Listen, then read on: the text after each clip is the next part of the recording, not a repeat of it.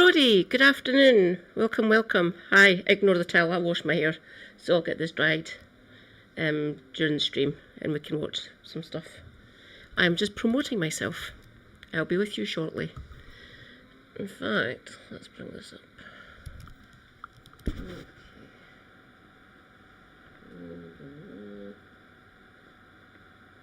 Yes.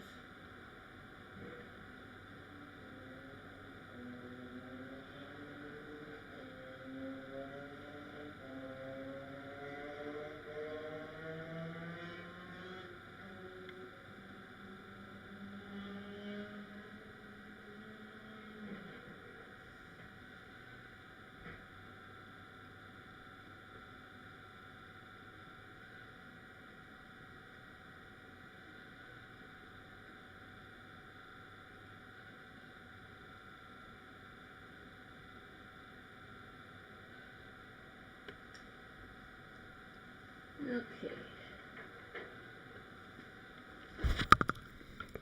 Promoting myself done. No. Da-da-da.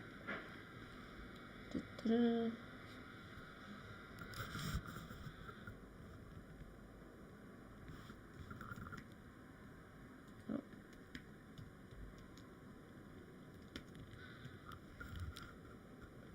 Didn't want me.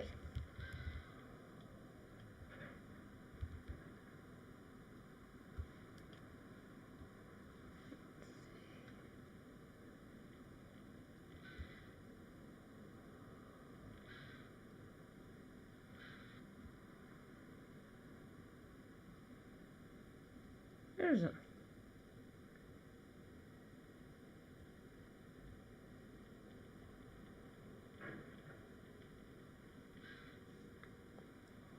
Damn it.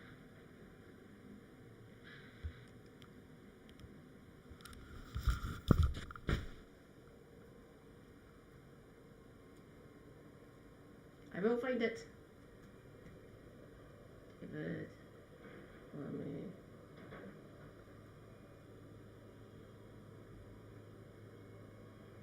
Is your funding?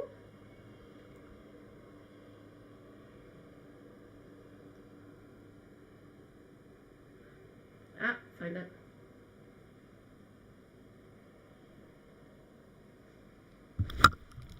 I knew I'd find it.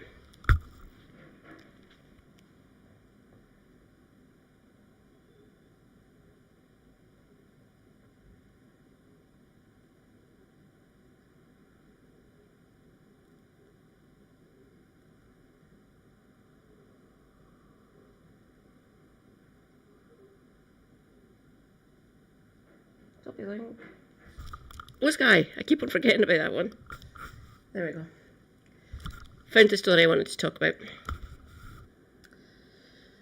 Over to Blue Sky. There we go. Blue Sky. Come on. Post, please.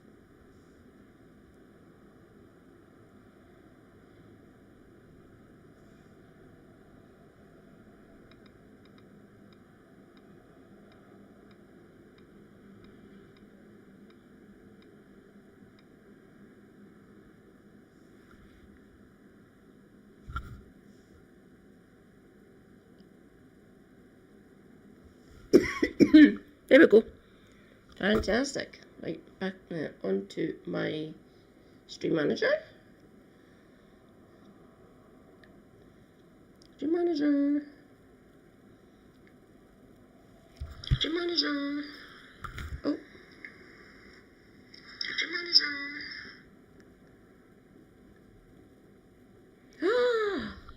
King of Silver River.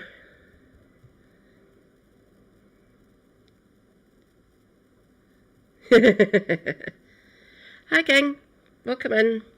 Okay, let's go into this story. Okay. Oh god, it's from months ago. No, he's done one recently. So I'll read this anyway. The UK has suspended talks on a trade deal with a settler colonial entity, summoned the country's ambassador and imposed fresh sanctions on West Bank settlers. they're still going to carry on doing that. You do realise that, Lammy, don't you? As Foreign Secretary, boo, Lammy called the military escalation in Gaza morally unjustifiable. Well, fucking do something about it, you fucking dick. Christ's sake. The move follows warnings of starvation in Gaza after Israel launched a new military operation over the weekend. This is over, I think Helen has already covered the story. There were fiery exchanges in the House of Commons with Conservative, oh Christ, pray, who suggested the actions would be welcomed by Hamas. Fuck off. Christ's sake. But also angry calls for the government to go further. In response, Israel's foreign spokesman said external pressure would not divert Israel from its path in defending its existence. You are doing a genocide, you absolute monster. Global experts have warned of a looming famine because the Israeli government has blockaded supplies of food, fuel and medicine to Gaza for the last 11 weeks. That's basically 3 months. Officials say the sheer escalation of the humanitarian crisis after 2 months of blockade played a part in the latest announcement, as did growing pressure from MPs and the public. Yeah. I'll see if I can actually find the proper the story I was looking for. Give me it here. Maybe I need to put in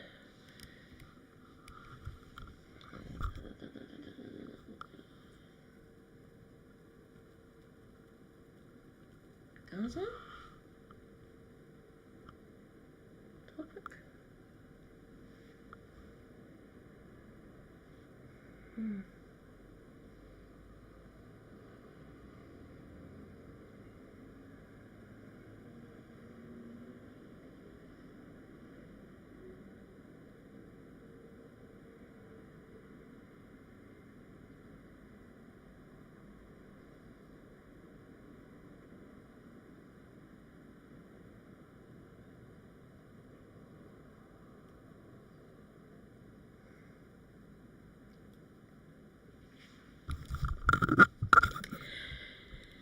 Give me a minute, I'll go and see if Super Hubby can find that story for me. He can tell me what newspaper he read it in. I'll be back in a minute.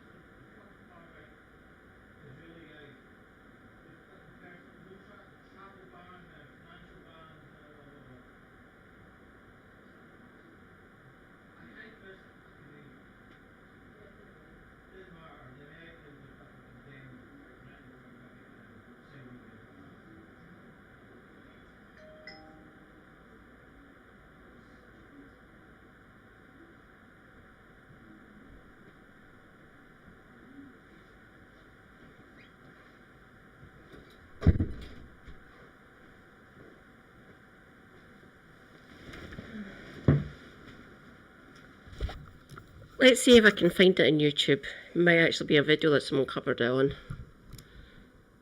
Oh, Christ. Okay, over to YouTube. Da, da, da, da.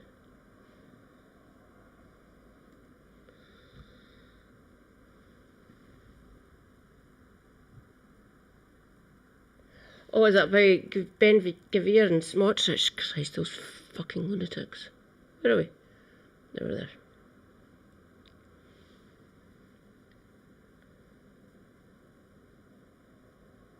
Right, let's see. Come here.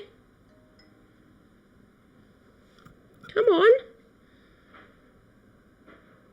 Oh.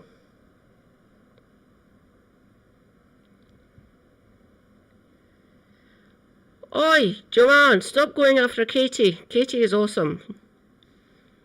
Like all Katie. Well, not all Katies. Most Katies are beast and fantastic, as you all know. Might be in news.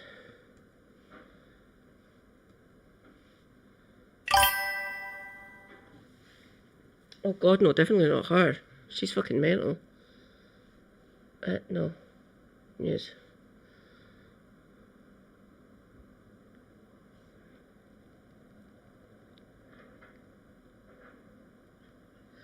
Oh fuck. It's the spending review today. That'll be fun.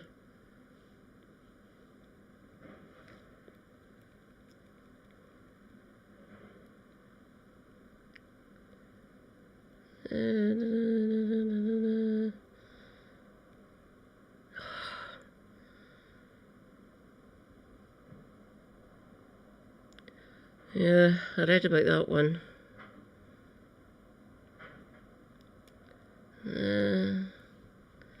Let's see.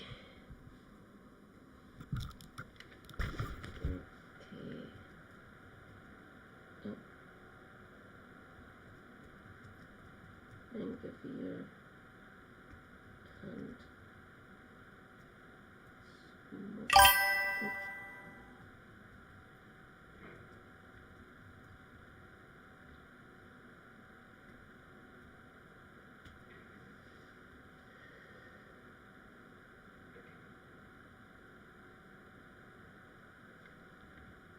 well, Al Jazeera.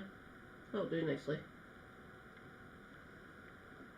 Noor Rauda has been monitoring reaction from Israel. She's in the Jordanian capital, Amman, because the Israeli government has banned Al Jazeera from reporting inside Israel and the occupied West Bank.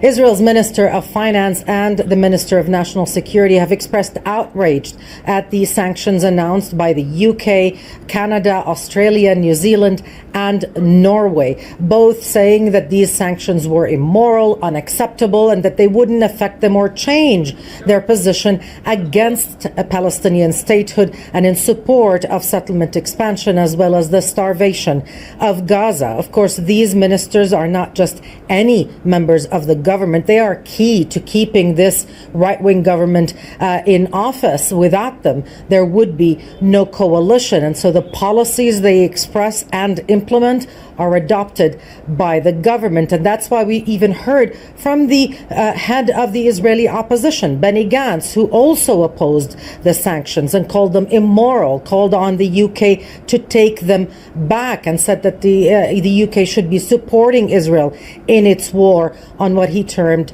as terrorism, including Hamas. But for now, these sanctions do answer to the increasing outrage in capitals around the world about the policies in the occupied West Bank, where entire communities have been forcibly displaced because of record number Israeli settler violence and Israeli settler attacks across the occupied West Bank, as well as Israel's illegal siege of Gaza. Is he, what is he, was he centre left or centre, no, probably centre right, what is he, a centrist? Why do I recognise Benny Gantz's name? Did he used to be Prime Minister before war criminal? Seriously, Israel, deal with fucking Netanyahu, who's a fucking crook, under your own fucking system. Untouchable while Prime Minister, fuck off.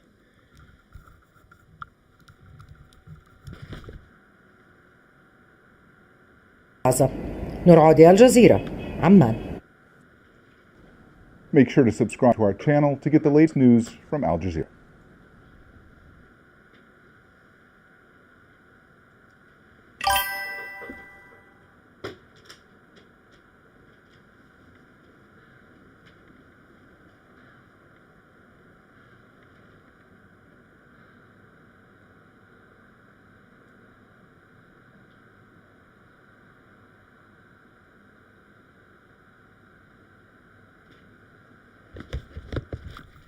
Thanks, Brody. That's why I recognised him. He was, yeah. Okay, I have borrowed. Stay up there.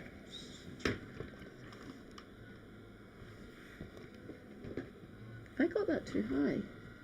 Give me a second.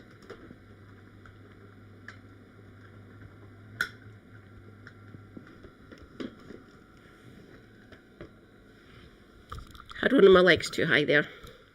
That's better. There, it's staying in place. Well, most of them are immoral, aren't they? Right, I've borrowed something from Robespierre. Thanks, Max. I'll give you thanks for it later on. I'm sure he'd be fine with it. Sure. It's a Q&A with Zach. This should be quite fun. Watch later. It's 40 minutes long, so this should be quite good. There we go.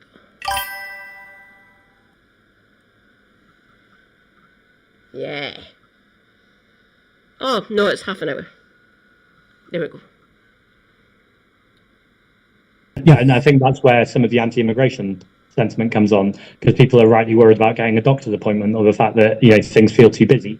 These things are all accurate, but these aren't the problems of migrants. These are the problems of successive governments who have created a housing crisis and a lack of funding for public Hi services. guys, I had the great pleasure to speak to Zach Polanski, who's running to be the next leader of the Green Party, about some of the questions that you sent to me on Discord and the YouTube channel to the politician. He spoke about his vision, how to counter Nigel Farage, what the Green Party represents, and how to deal with the media. We didn't have enough time to cover all the issues raised by you guys, but I still hope you find the interview interesting. Okay, hi guys, I'm here with Zach Polanski from the Green Party. So Zach, can you tell us a little bit about yourself before we get into some of the questions I received from the channel and from Discord? Yeah, thank you so much. My name is Zach Polanski. I'm Deputy Leader of the Green Party. I'm also an elected member of the London Assembly. The London Assembly is a group of 25 people who are elected to hold the London Mayor to account. I've chaired the Environment Committee for the last few years in London. I now chair the Fire Committee. And I suppose the most notable thing at the moment is that I'm running to be the next leader of the Green Party. Very good. And when is the election for the new leader? It's a little while away, so voting starts on August 1st. But anyone who joins, whether that's a few months ago, a few days ago, or by the end of this interview, no subtle hint there, if you join by July 31st, you will get a vote in the Green Party leadership election. Fantastic. So I'd like to jump into some of the questions. I know I don't have you for a huge amount of time, but we'll try and cover as much as we can during this interview. So what are the plans at the moment if you get elected to modernize the Green Party? So a huge part of my platform is I've been talking about community leadership and community organising. So my general kind of slogan, but actually it's not just a slogan, it's what everything hangs off, is this idea of bold leadership now. Bold being for the party to talk about what we stand for and crucially what we stand against. Leadership I'll speak about in a moment. And now we can't wait until the next general election. We can't even wait until the leadership election. We should actually be implementing these things in place now. And that comes to the leadership. Very obviously, this is about my leadership because I'm running for leader, but much more importantly, it's about everyone's leadership. And what I mean by that tangibly is community leaders, people who are already doing work, whether they're running a food bank, whether it's a community group, whether it's a faith group or a non-faith group, people who are in community areas who are already doing amazing work, but haven't really connected with politics, either because they think politics is dirty or that it won't really change anything. And I think all of those who care about politics, whether we're running for leader of the Green Party, whether we're running a YouTube channel, or whether we're an activist for a party, or whatever it might be, or any political movement, it's our job, I think, essentially, to be reaching out to people, not expect them to come to our spaces, but to go to spaces where people actually are and connect the things that they're doing to make change with how that informs actual political action and getting people elected. I want to see lots more MPs, but getting MPs elected is not the be-all and end-all, and we see that from the Liberal Democrats. They've got 72 MPs, great, I'd love 72 MPs, but actually what is the coherent narrative for change? So to answer your question directly, what does a modernised Green Party look like? I think it's about upskilling community groups, whether that's about social media, whether that's about getting their voices and their names or their story out more widely to the mainstream media or preferably to independent media. I think it also looks like we're developing a canvassing app right now. Far too often when you're on people's doorsteps in the Green Party, people are still fiddling around with lots of pieces of paper. And although I love the kind of localism of our party, it does mean that if you are campaigning in London versus if you go to Hull, people will campaign in completely different ways. Let me qualify that. I think campaigning in different ways is fine because I think it needs to be bespoke to the community and people know their community better than anyone else. But the way you record data very often changes depending on where you are in the country, and I think that's holding us back as a party. So there's a caution here because I'm not looking to push centralisation. I think ultimately the best thing about the Green Party is how we have local democracy and our local parties decide how they run things and how they campaign and what they do. But I also think there's something holding us back in terms of a operation. I hesitate to say professionalisation because I think that can often be taken in a kind of Blairite or Starmerite term, where professionalisation means you don't still hold on to your values. You actually still hold on to your values, but are kind of templates for working that are suggested to people that can make them more efficient. Very good, very good, very interesting. And yeah, the idea that you need to adapt also to the new ways that campaigning is taking place. It's not like the old style of just knocking on doors with leaflets and just leaving it at that. I'd like to move on to the next question. Can I add a part B to it? Sure. Sorry, very quickly. I think also in the way we communicate, so the party for a long time has been conflict averse. And also there's been a kind of old adage in politics that if there's a big controversy going on, you don't want to amplify it by wading in. And I'm not refuting that. I think that was partly good advice for a long time. But I think we're in a different age of politics now where we know the attention economy and the way that the kind of political cycle works requires you to have an opinion on things, even when they're controversial. And I think what I want to see the party doing more, and I hope I've been demonstrating this, is actually running towards some of those conflicts, but actually making the conflicts happen on our terms. So on environmental, social, racial, economic justice, to talk about the inequality, to talk about the genocide in Gaza, to find ways of talking about the things that are central to the Green Party platform, but through the lens of what the media are talking about anyway. I don't think you always want to be doing that. I think there's some conflicts that, they're clearly unhelpful to everyone and everything, particularly if a minority or marginalised group is being demonised and they don't want the conflicts. And I think it is important to focus on what you do want to talk about. But I do think we need to do a shift in our communications to be more comfortable with being in conflict, while still being kind and compassionate and retaining our values. That absolutely has to stay there. But I guess being a little bit more pugnacious and ready for the fight. Well said, yeah. And if you don't, somebody else will, as we know, will fill that gap. I'd like to move on to the next question. So the Green Party obviously is a party that's built on the environmental platform, on environmentalism. Where do you see the party drawing a line between the economy, conservation and preservation? I think you can't draw a line on all of these things because I think they're all inexplicably or inextricably connected. There's no environmental justice without racial, social, and economic justice too, and all of these things are connected. So I think it's about a way of talking about it. I guess the most obvious example I can give you, if I can tangent for a couple of minutes, but it's an important tangent, is in 2013 there was a flood on the Thames, and this flooded Surrey, or large parts of Surrey, and there was an area with contaminated land in it that flooded. And then there was a young boy, 8 years old, who was living near that contaminated site. His parents had been complaining about it for years. And the flood caused the release of hydrogen cyanide, which killed this young boy at 8 years old, who was called Zain, and paralyzed his father, Kai, who has been relentless and amazing about speaking about this ever since, going up and down the country, is now paralyzed in a wheelchair. But he's calling for something called Zain's Law. And Zain's Law is essentially saying that when land developers or city authorities know that there is contaminated land, they need to have greater transparency and accountability about that contaminated land. Now, this will seem obvious to most people, and I think most people would be surprised that this isn't done with the rigor that it should be done. But when I started talking about this in London, where I'm elected, people on council estates started to contact me to tell me that where there was developments happening near them, they were breathing in toxic air, or there was smoke or fumes, disgusting tastes. And then when they complained about this, the developers who were building then hired their own independent monitor, hired by the developers, to check the safety of the air and safety of the land. Now, I could talk about this for hours, but I just encourage people to go to truthaboutzain.com, which talks a lot more about Zain's Law. But the reason why I've kind of tangented to here is I can't think of a more tangible example where greed and profit has been allowed to rule over the need to protect our land, protect our water, to protect our air. And those things are seen as secondary or not even considerations, when actually the whole kind of war cry is we must build, we must build, we must build.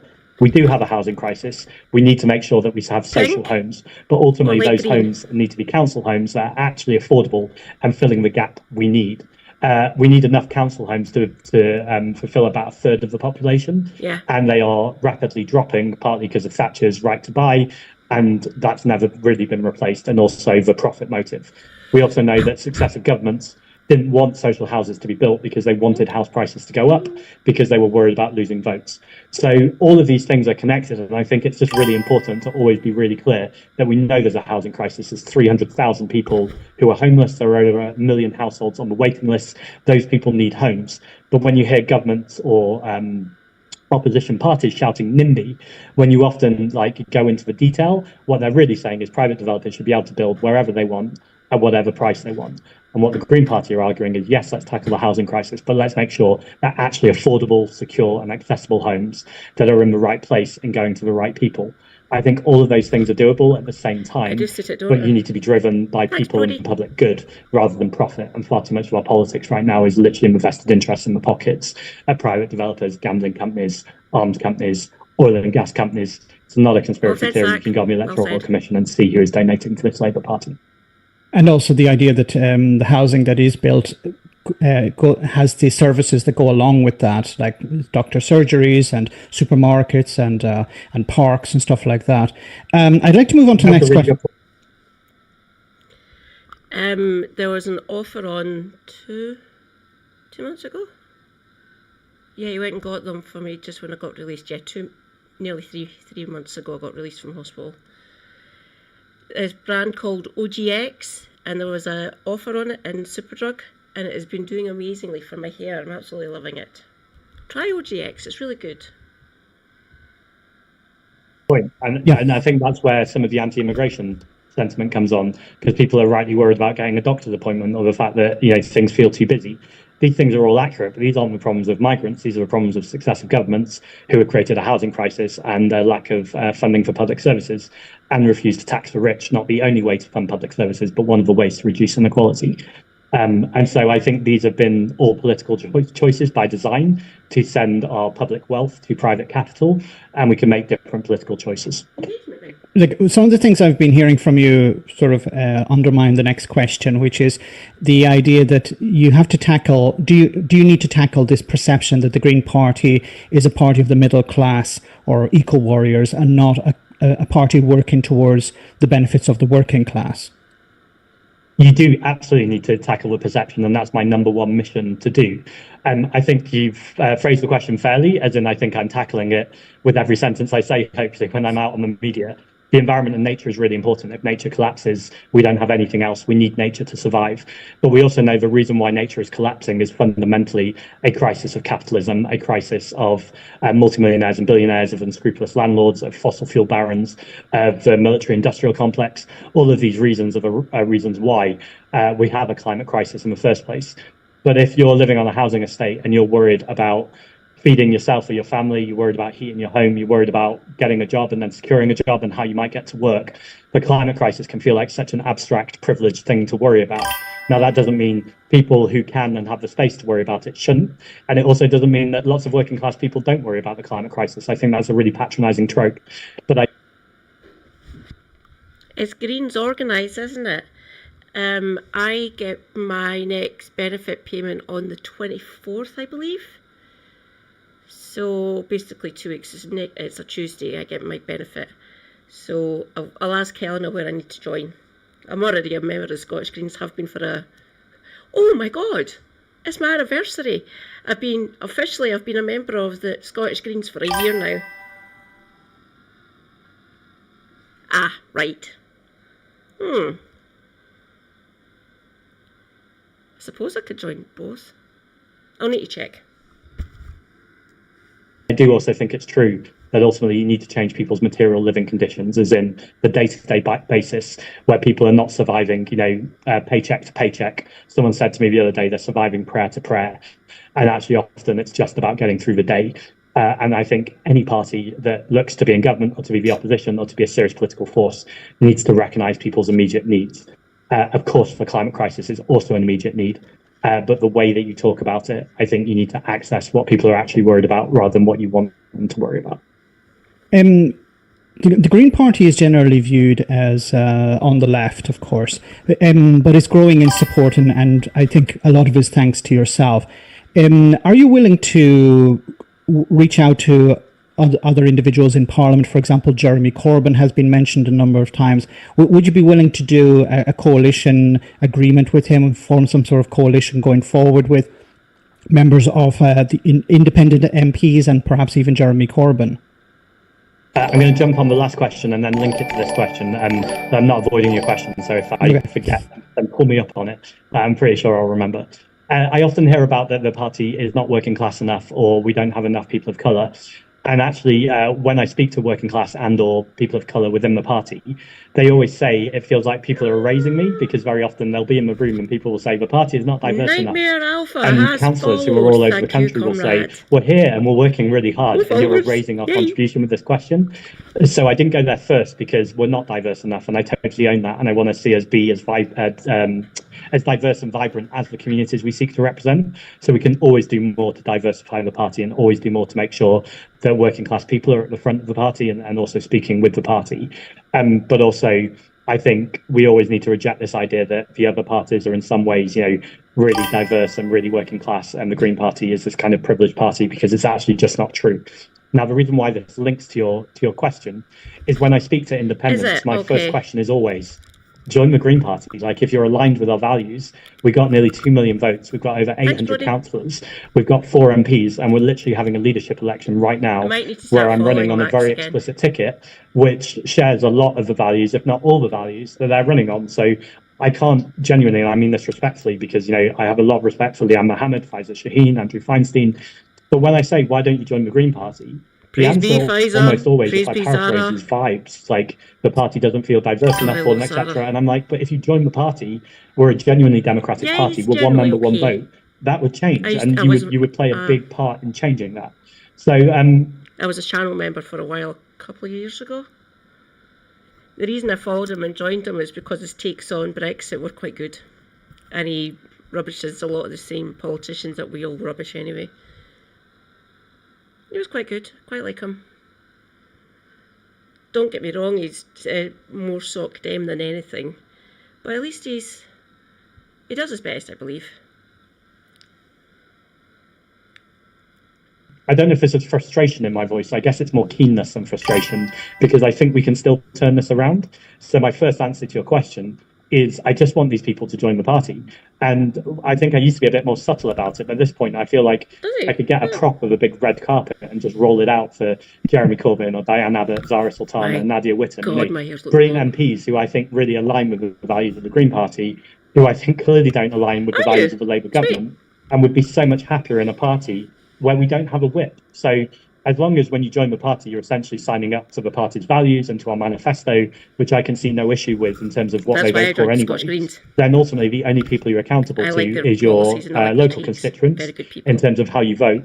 And then every few years we have mandatory reselections for MPs. Obligatory plug for my ginger twink. He is so good, I love him. That's Ross Greer, by the way, if anyone wants to check him out. Which is how the party essentially keeps you accountable. And I think those two things aren't in opposition. That's just about saying, my constituents do come first, but I'm running under the banner of the Green Party. So obviously there has to be alignment with the manifesto. More widely, I think the things I'm really interested in right now, and this is a line that John McDonnell said about me the other day, so I guess I'm just quoting it back at him, is he said right now he thinks the conversation has to be about less about electoral coalitions and about intellectual coalitions. So where we share values with people, where we continue to build evidence and data and the argument, let's all work together. Because I think every single MP or every single candidate who is challenging the duopoly of the Conservative and Labour Party, who are part of the same neoliberal system, who are part of the same consensual thinking that is so narrow, so restrictive, and looks to demonise or discredit anything that is slightly outside of their bubble, I think is what's really destructive to our politics, to our media, to our communities, and ultimately to change. And so I think when it comes to people on the left, people who are independent, what I really want to do is build stronger relationships, keep saying that the door is open, because pluralism is in my bones. I really believe in proportional representation, and ultimately proportional representation will result in coalitions. But I think we don't even need a coalition at this point. There is a party that is a broad church party that is clearly on the left, that is saying, come join us. So I'd ask people who keep asking me the question to actually go ask them the question. And I mean it politely, but actually at this point, waiting around for new parties. Bloody hell, the sun on steroids. That must be fucking dystopic. Hello, Nightmare Alpha. Welcome in. I think you already know who I am. I'm Madcat79 Scotty Eye or Katie Marshall 4340 over on YouTube.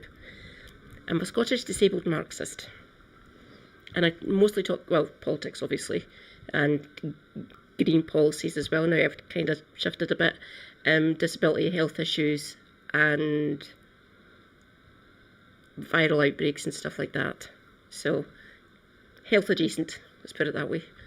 But yeah, I cover politics. We like Zach, we want him to become the leader of the Greens.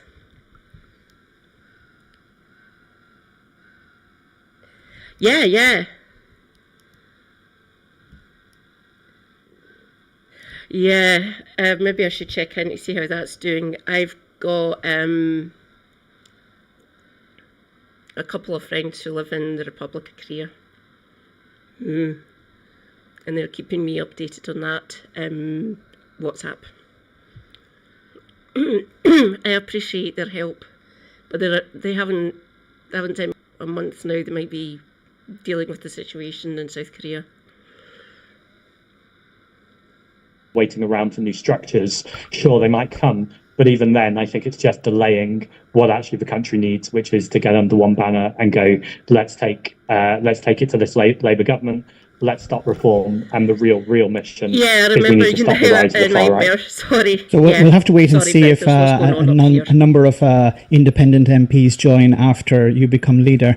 Let's move on to the next question about the wealth tax. So you've mentioned in a number of interviews about taxing wealth, not work. What are your plans to redistribute wealth? What would you like to see going forward?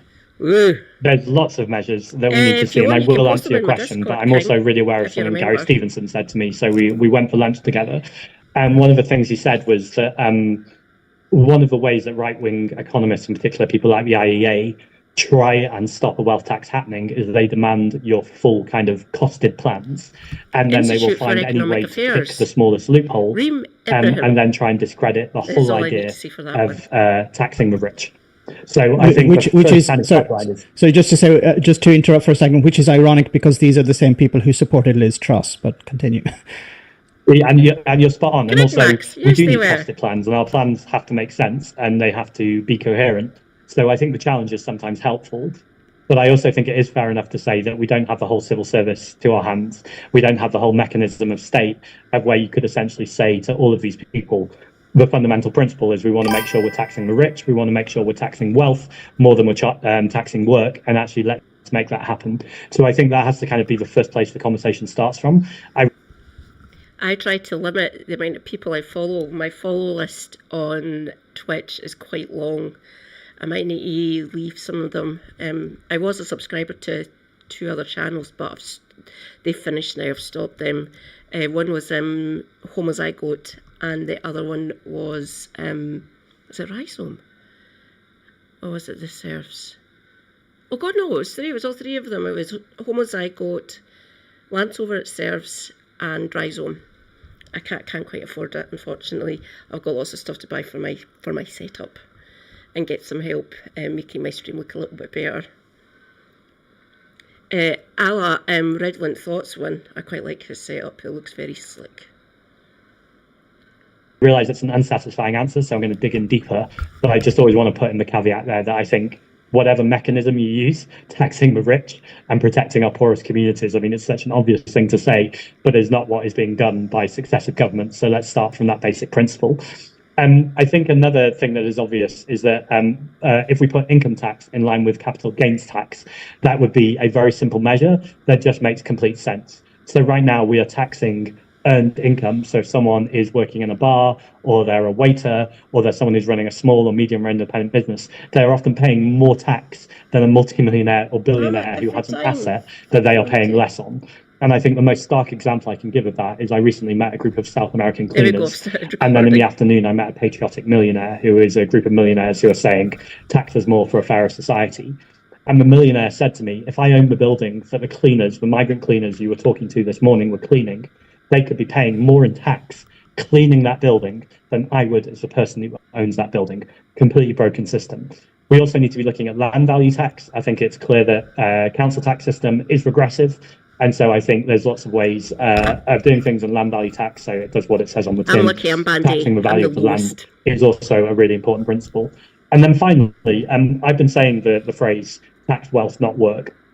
I do think it needs refinement. I think it works as a slogan, but also I think there's a whole job for politicians to do as well, to try and erase the language of tax burden, or the idea of like, if we're paying tax, that's a bad thing. Right. Really what we're talking about here is essentially social democracy. And in lots of countries around Europe, where people have higher taxation systems, but they have better public services. And all that means is you are making sure that through that kind of public fund, if you need to use the national healthcare system, that is then accessible to everyone, as opposed to where you have a private healthcare system and only the rich can afford to get decent healthcare treatment. We're hearing a little bit of this with the winter fuel payments, where now the government are starting to tinker with it. They keep coming back to this argument that you shouldn't give winter fuel payments to multimillionaires and billionaires. And I can hear how that's intuitive to people. So it's a hard argument to challenge, but we have to challenge. Make it universal and tax it back to the people who can afford it. Easy. Oh, you're not strange. There's plenty of people across the globe that don't mind paying their taxes if they have better public services and stuff, obviously. Yeah, tax wealth, not fucking income. Who do you think generates the income? For the 1% or the 2%? Christ, even the 5% if you want to put it in that way. Yeah, tax wealth. And if they want to fuck off, exit tax. Might actually need to look into that one, the way Switzerland does it. That might be a good idea.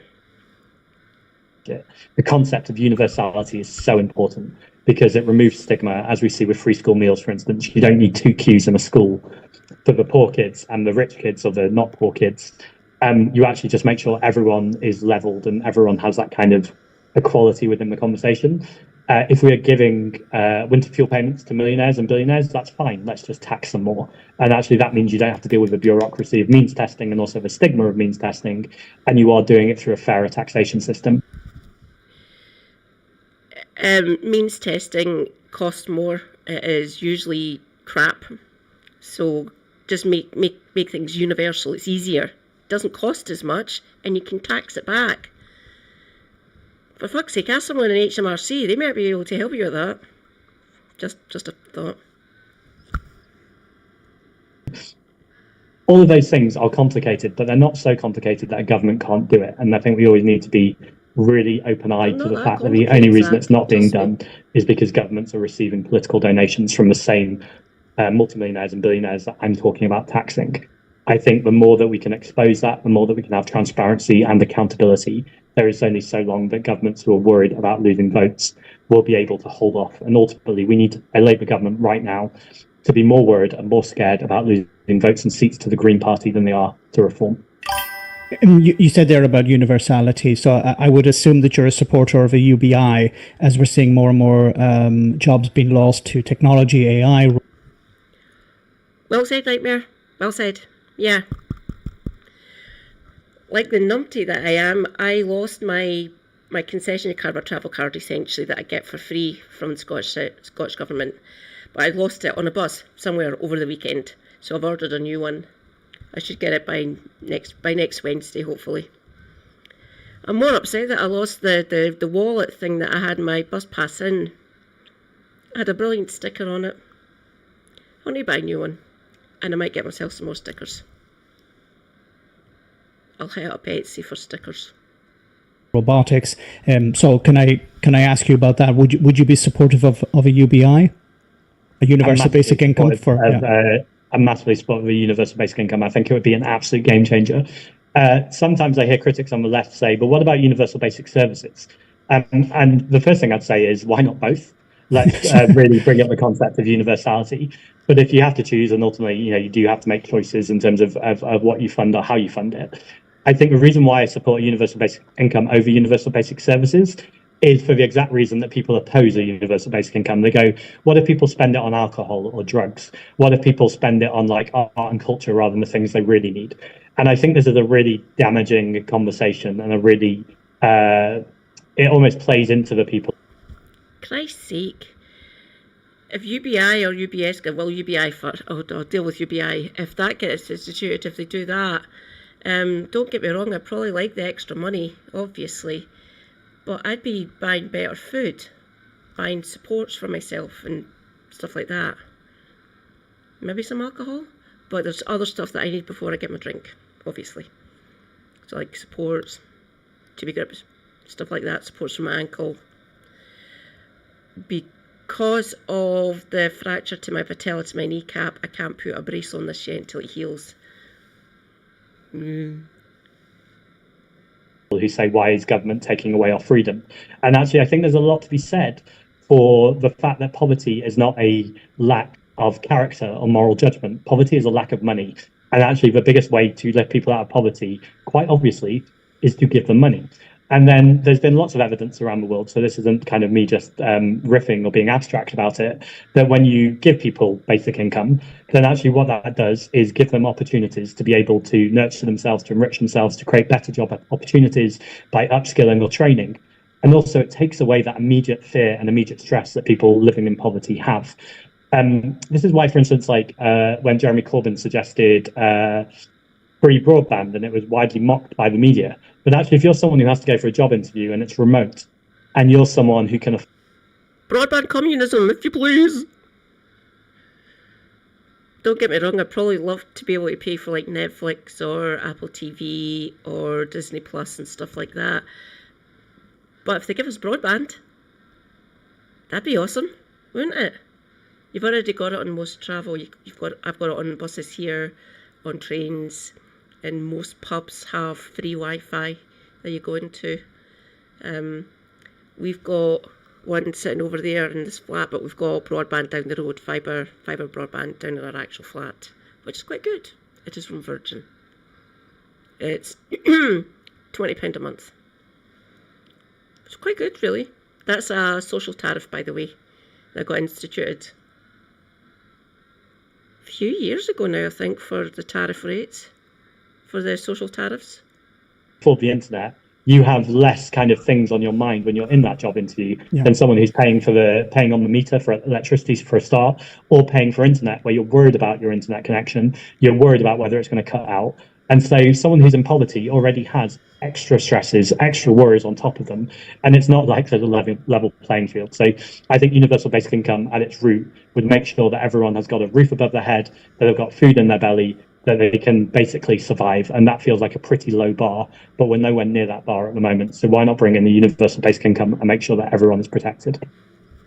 I will be back momentarily, comrades. Give me a minute.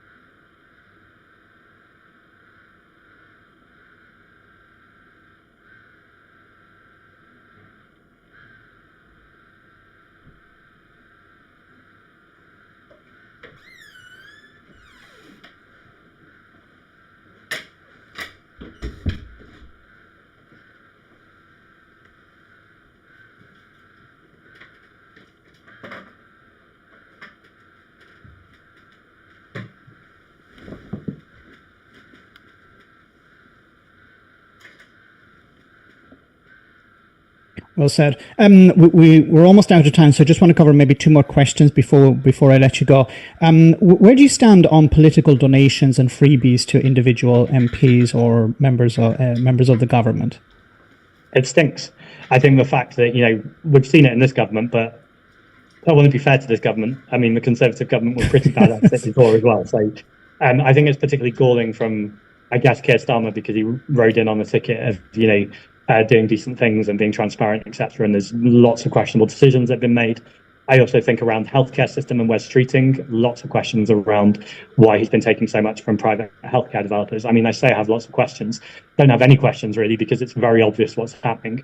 But I see no good reason, if you want a politics that's clear, transparent and accountable, to allow these things to happen. And by the way, it's something I love about being in the Green Party. We have two vested interests. It's people and the planet. And I think when ultimately your number one concern is how do I do the best I can today to protect the most marginalized groups, not talking for them, but talking with them and making sure we're co-designing policy. And how can I protect the planet and the environment?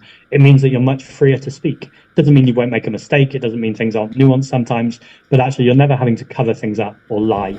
And I think where this comes from in the political system with the Labour Party and the Conservative Party, but most obviously Reform too, since 2019 election to the next election, 95% of their donations came from fossil fuel companies and climate denying companies. That's £2.3 million. I was on Sky News recently with their former head of comms, and I just said, when they're bashing net zero or climate action, there should be a ticker under the screen that makes it really clear who is paying them to say these things. And that can sound like an outrageous idea in today's media, but actually it just seems really obvious to me that if you've been sponsored by someone or that you've been paid to say it, then the viewer should at least know that's where it's coming from. It doesn't discredit what you're saying. It might be a perfectly coherent thing to say. I don't think it is, but it might be. But people should at least know the angle and the perspective that you're coming from. I think it was the comedian George Carlin who said that politicians should wear the logos of their sponsors like NASCAR drivers. One final question before I let you go. How do you convince the public and in this day and age farmers that protecting the environment is in their interest? We massively need to work with farmers, and farmers should not be viewed as the enemy. And in fact, lots of farmers are tenant farmers. So there's often this kind of big difference made out in the Green Party that we're doing well in the urban seats and we're doing well in rural seats, but how will we keep that coalition together? But ultimately, people are people, and inequality hurts you wherever you live. If you're a young person who needs rent controls because your landlord is screwing you over in Norwich, for instance, that's a similar power dynamic to a farmer in Somerset who is being screwed over by supermarkets and agricultural corporate capital who aren't paying the farmers nearly what they deserve. Now, for those of us who want to tackle the climate crisis, food resilience and food security is a really important part of this journey. So people can either keep viewing farmers as part of the problem, or we can go, actually, how do we work with farmers right now to reach out a hand to say, this isn't about giving any group everything that they want, and everyone will need to make transitions. But actually, lots of these farmers want to make the transition. The reason why their livestock is being kept badly and is being harmed in awful conditions, the reason why they're complaining madly about the inheritance tax, and the reason why farmers sometimes kick off about perfectly reasonable things is because they are also under massive stress where they're being squeezed by tiny margins because of the profit motive. And so I think it's really, really important that we see farmers as allies in tackling inequality because they are being hit by this too. Does that mean all farmers? No. Jeremy Clarkson, for instance, is clearly a very wealthy. I just checked, the length of my hair is down past the barge. So this is the longest it's been in a long time. When I was younger, I used to have it down to the small of my back, so completely down, just above my butt. But it's getting on there. I might need to actually get it trimmed. The split ends are kind of annoying me. Person who I don't put in the same kind of bracket as the farmers I'm talking about here. But one, they're a very, very small minority. And two, it fits into the exact same conversation, which is not about further dividing us between the working class and what's called the precariat. So people who are just trying to get by from month to month, or people who run their own business. The divide here is really clear. It's between the 99% and the 1%. It's between the people and it's the elite. And I think when you unify the people, when you work together across divides, when you work to build that coalition, to recognize that we have all been distracted by being turned on each other, rather than recognizing that it's the multimillionaires and billionaires that are hoarding power, wealth, and status that have utterly corrupted our democracy, that it is corporations destroying our democracy, destroying our environments, and destroying our community, it becomes very clear what needs to be done. And what needs to be done is tackling inequality. That's great for farmers, it's great for renters, and in fact, it's great for everyone other than that tiny, tiny group of people. The top 5 richest people on the rich list have more billions than the bottom 50% of the UK's poorest communities. That can't be right. Well said. Thank you so much for speaking with me today. If there's anything you'd like to say, maybe where people can go to perhaps register as a voter in selecting the new candidates, I'll take it away. Yeah, amazing. So my website is backzack, Z-A-C-K, so backzack.com. You can find out more about my platform there. I'm also planning to do 2 events in the next month. One is an Ask Me Anything. I guess it's similar to this, but we just get rid of you, Max. Not I want to get rid of you, but just I'll be taking viewers' questions. We did one that's already up on YouTube, and also later on in the month, I'm going to be doing a People's Assembly. People's Assembly, very briefly, is where there is no set agenda. So we ask a broad question. Last month, we asked, how can the Green Party be more effective at environmental, social, racial, and economic justice?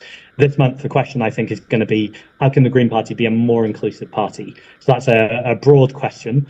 So there's no set agenda, but actually the people come with the agenda. And anyone who wants to talk about something, no matter how specific, takes a breakout room, this is all on Zoom, and then effectively manages that conversation. So rather than me talking at people, which is very top down, this is about a genuine grassroots community way of organizing, of saying this movement has to belong to all of us, and how can we grow through the People's Assembly.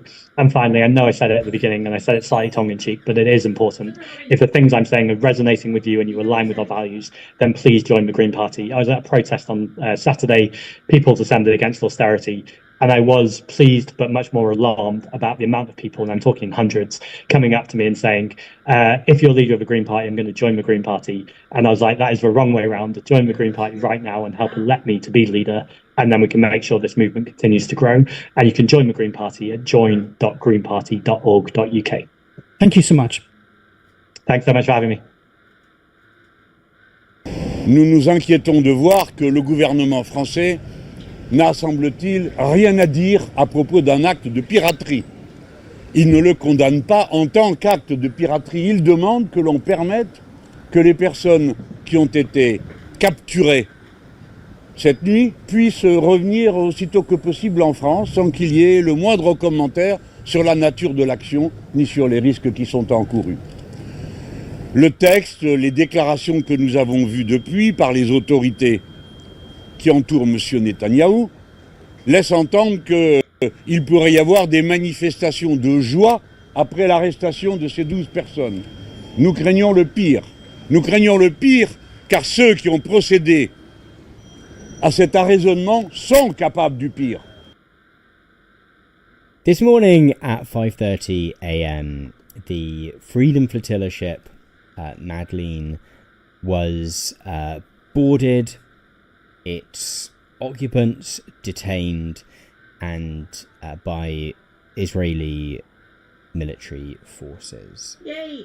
The boat was in international waters, heading towards the Gaza Strip, containing 12 activists. Some of you will have followed this story, most notably in the sense of someone that you might have heard of, the Swedish climate activist Greta Thunberg, but also a couple of French MEPs, and a number of different activists from different countries. Over the past maybe 8 days since the boat has been making its journey towards the Gaza Strip, it has sparked a lot of conversation.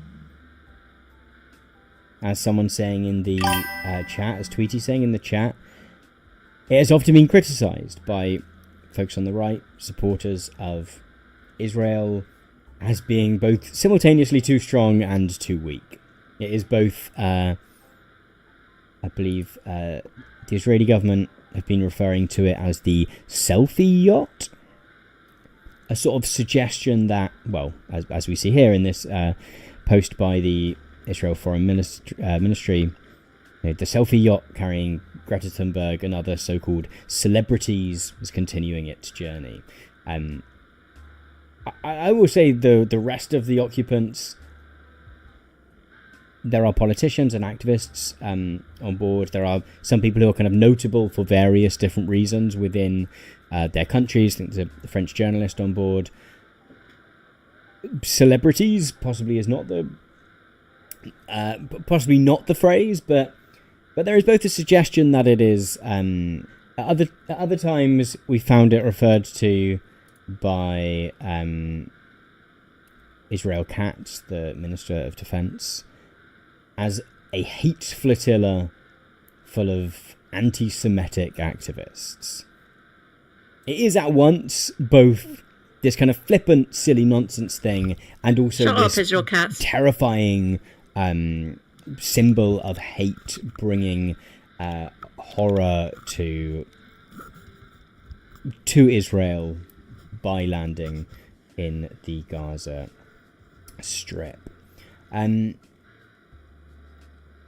And the media bubble around this has been really interesting and has sparked a lot of the conversations which always jump up around really any kind of provocative activism of this kind. And I want to dig into that a little bit. But first, maybe it's worth giving a little bit of context to this. I'm sure many of you will be aware of a lot of the details surrounding this story already. Let me just find the website. So the Freedom Flotilla is a project which has existed for a number of years now, and the sort of goal has been to challenge the Israel's blockade of the Gaza Strip. So here's a map of Israel with Gaza and the West Bank marked upon it. Israel has had a huge amount of control over what goes in and out of Gaza for quite some decades now. But particularly since 2007, it has had a pretty indefinite kind of lockdown on what goes in and out. Back last year or the year before, when Israel was talking about kind of turning off electricity, turning off the internet, it wasn't talking about it, it was doing it. More recently, we've seen aid restricted in terms of going in. All of that is possible because Israel has total control over Gaza's borders, and that has included blocking entrance and exit via the sea. There is dispute as to how legal this is.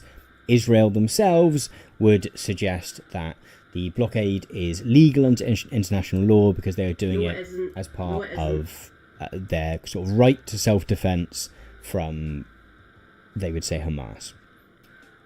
And that, this is something that they have to do in order to protect their citizens, etc. And therefore this makes the blockade something that is legal within international law. It's protected under their right to protect themselves. Many human rights organizations, most external experts would say, no, that is not correct.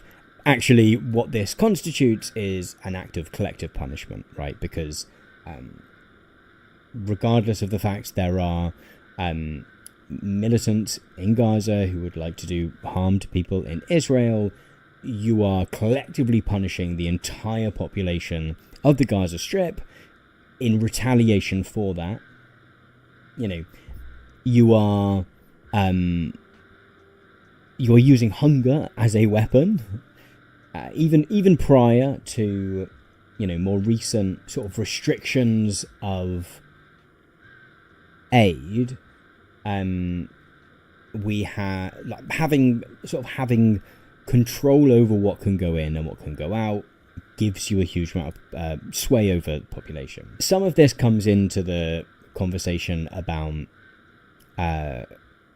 Israel being an apartheid state. So, without going too much into the weeds, one of the sort of been a shift in how a lot of advocates of Palestine and activists have talked about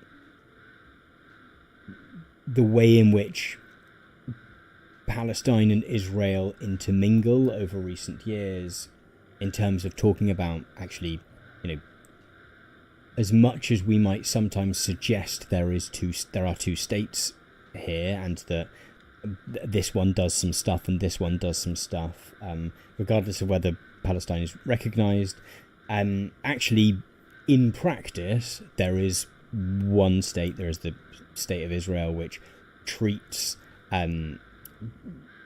the Palestinians who are under its control, whether they are in the West Bank or in the Gaza Strip, or whether they live in Israel itself, treats them with a kind of total domination. And because they are second-class citizens, that framework of thinking about things in terms of the country being an apartheid state is maybe more useful than pretending that there are two states. So the goal of the Madeleine and of various other Freedom Flotilla projects which have happened. So there was someone said in the chat a little while ago about there having been Israel attacking another boat. So there was another boat, Freedom Flotilla boat, which I think sort of caught fire. Was the in terms of like things that are entirely provable, there were a couple of drones appeared, and the boat caught fire, was in distress. And I mean, it's worth saying that alongside this, back in 2010, a very similar kind of project was launched in which a Turkish, I think, bunch of Turkish activists on, I think, multiple boats, similarly tried to sail to Gaza with some aid, and we'll get into how much shortly. But the boat was boarded, and the largest of the boats was stormed by members of the Israeli military, and 10 activists were killed. There was, as you can tell from this article from 2016, there was a really ongoing dispute around that about did the Israeli military claimed that the activists that were on the boat had used like sticks and stuff to kind of try and fight them off, and therefore they had fired on them because of that. The Turkish government and the activists involved who survived said no, that didn't happen. The Israeli military opened fired. I think I'm right in saying the Israeli military had body cameras which stopped rolling just before the shots were fired. So there was never any footage of the incident. And the goal with these kind of projects has always been to sort of kind of just test that blockade a little bit, right? Israel argues that the blockade is necessary for military self-defense purposes.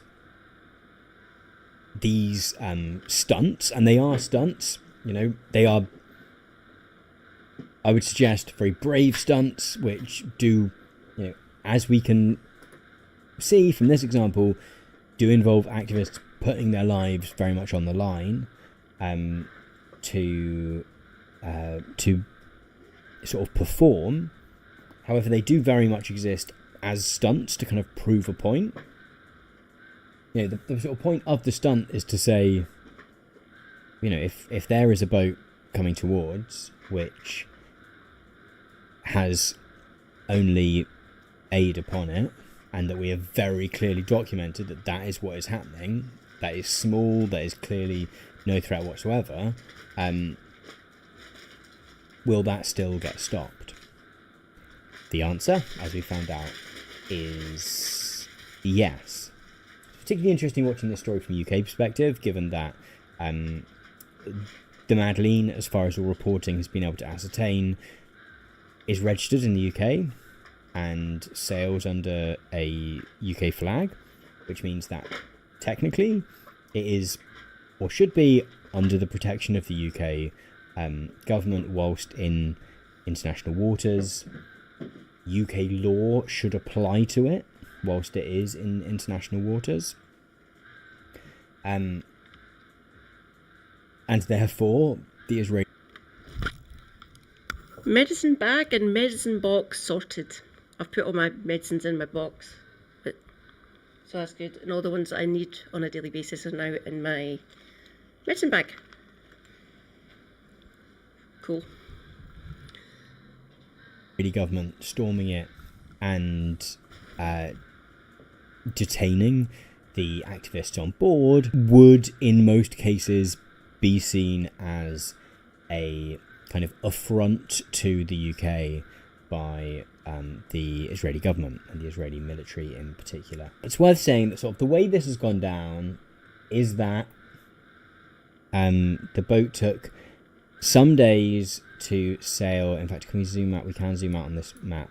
The boat sailed from Sicily a number of days ago, sailed down through the Mediterranean, and then has sort of clung sort of to the coast of Egypt, and then was stopped and stormed kind of in international waters. This is the last that we could see of it from the tracker.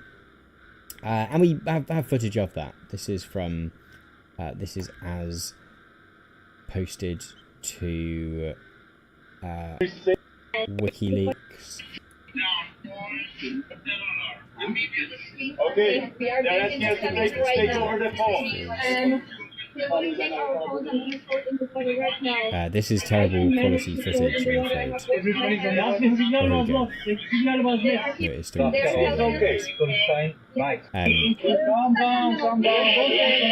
prior to this, I mean, the day before this happened, had suggested that he had given the IDF, the Israeli military, permission to take whatever measures necessary, was the phrase, to stop the boat getting to the Gaza Strip. And I mean, there'd been a whole sort of conversation, right, in the few days before, in terms of what's going to happen. Are they going to let the boat get there? Are they not? Are they going to use military force against the activists on board, right?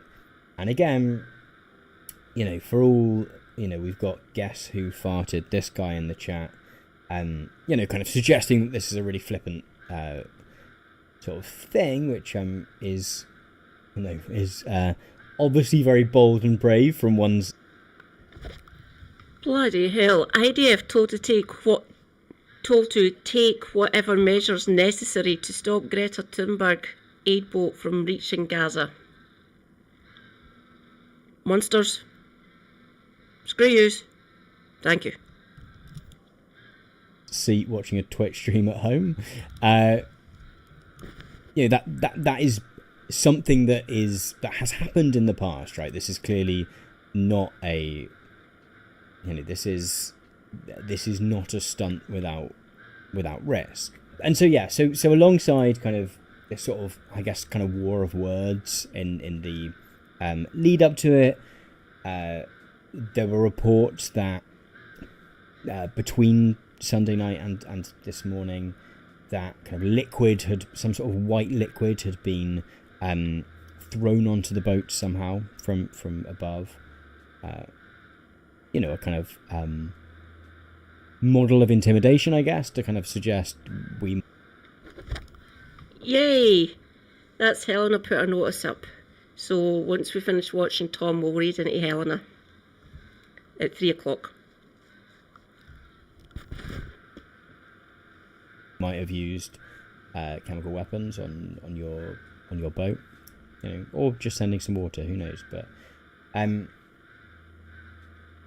And what has happened is the boat has been stormed, the occupants have been detained, and in the last just kind of hour or so, the boat was seen arriving at Ashdod, which is where the Israeli military had said that it was going to be taken, have courtesy of the Israeli Foreign Ministry. So, bearing that in mind, an image of Greta Thunberg.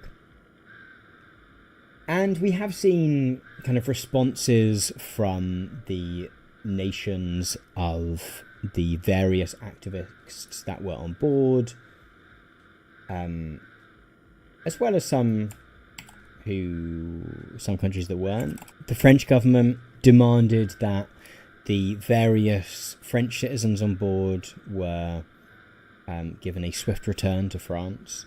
I think there are 4. There are a couple of French MEPs, and there is a French journalist. Potentially, I think there might be 4 people from France, though, on board. Keir Starmer has said, Keir Starmer's spokesperson has said something. Again, the boat is UK registered and has... Yeah, the Madeleine's registered in the UK, by the way. And flies under a UK flag, so in theory at least... So our government should be doing something. Should have a level of protection Lammy? from the UK government. Keir? Spokesperson suggested they wanted it dealt safely... Oh, here we go. Who'd be dealing with Safely that? with restraint, in line with international law. David Cooper? Anyone? And the response to all of this has been... British registered boat, by the way. Really intriguing to watch. So we've seen... the response of the Israeli government itself, which, as I've mentioned, has kind of swung between the idea that it's the hate flotilla and the idea that it's the selfie yacht with celebrities. Here we go. Here was their update this morning. The real crime of the Israeli government is always that they use emojis in everything in the worst way possible. Good morning to all your followers. In case you missed it, the selfie yacht is safely making its way to the shores of Israel. The passengers are safe and were provided with sandwiches and water and are expected to return to their home countries. Tiny amount of aid that wasn't consumed by the celebrities will be transferred to Gaza through real humanitarian channels. More than 1,200 aid trucks have entered Gaza from Israel within the past 2 weeks, and close to 11 million meals were transferred by the GHF directly to civilians in Gaza. There are ways to deliver aid to the Gaza Strip. They do not involve provocations and selfies. Really interesting, this obsession with selfies. And I mean, it's worth saying that, as we've mentioned before, so effectively the boat was travelling with rice, I believe, was the food on board, and some baby formula. And it was a very tiny amount. There was a number of kind of right-wing activists on Twitter kind of joking about the fact that it was like 120 quid's worth of rice or something. But that was always kind of part of the sort of stunt of it all, right? Is that here is kind of a symbolic amount of aid. To what extent is independent aid able to get to the Gaza Strip? Because that's really clear, kind of key part of this.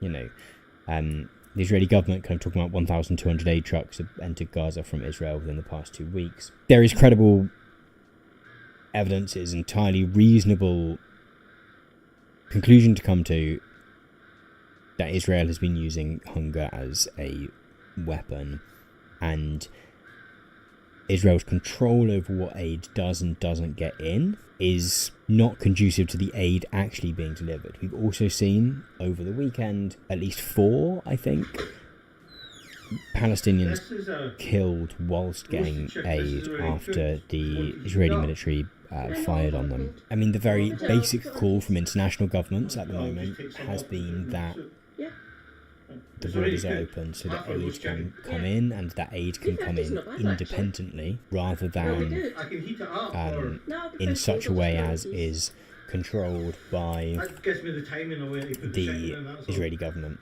You know, we've seen Piers Morgan today, who every time he sees Greta Thunberg at all, almost has a heart attack. Oh, shut up, Greta Thunberg, you attention-seeking narcissist. What an insult to the actual hostages in Gaza who really were kidnapped.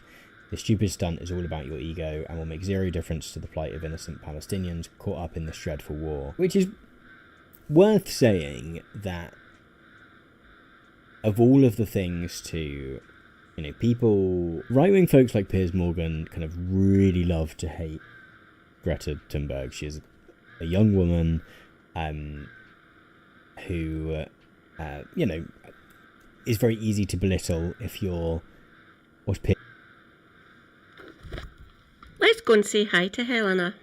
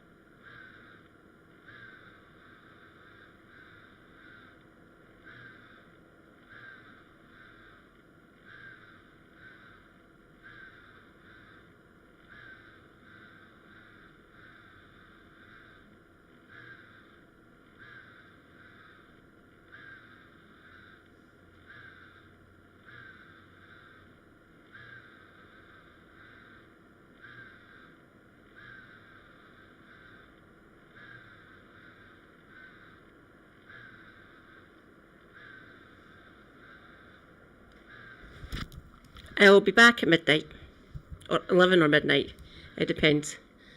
But I'll see you all there then. But let's go and say hi to Helena.